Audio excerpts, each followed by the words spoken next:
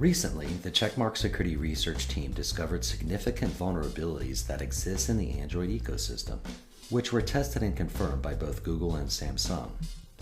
At the time of this recording, the vulnerabilities were still present in both vendors' smartphones.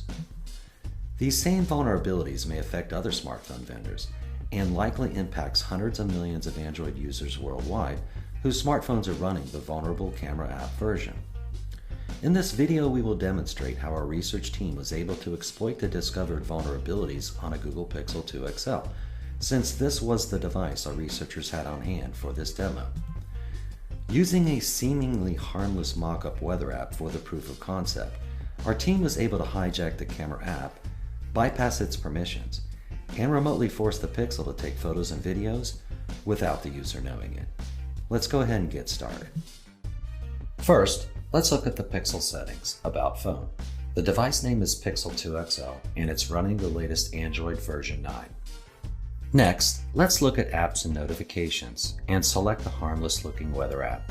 The only permissions it has is access to storage, which is a very basic permission existing in many applications. Once the victim opens the weather app, the Pixel initiates a command and control connection back to the attacker without the victim knowing it. This connection persists even when the victim closes the weather app and locks the Pixel. The attacker types the letter H into the command prompt, showing the various options available. The attacker chooses Take Photo from the options below. The Pixel takes a photo as shown, then the Pixel goes back to its main screen. The attacker is now waiting to obtain the photo.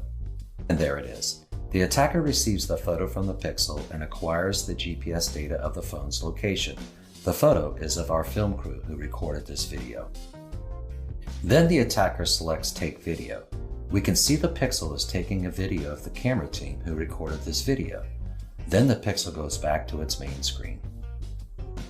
The attacker receives the video and it is playing on their media player. The GPS data is also acquired.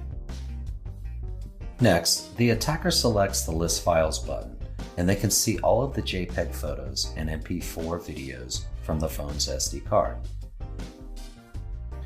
The attacker types the letter G into the command prompt and obtains all of the GPS information stored for each photo or video.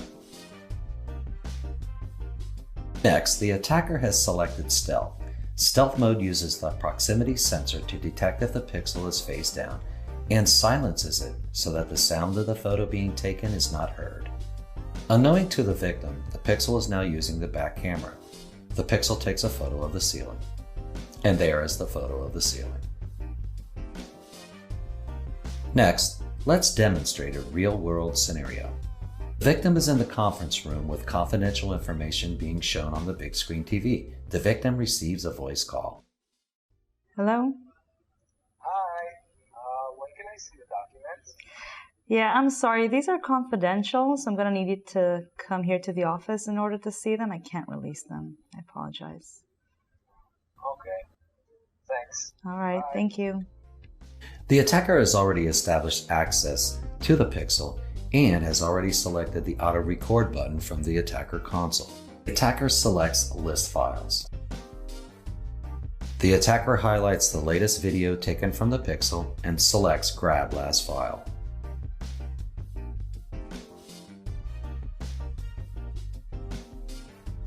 The attacker views the video taken from the back camera.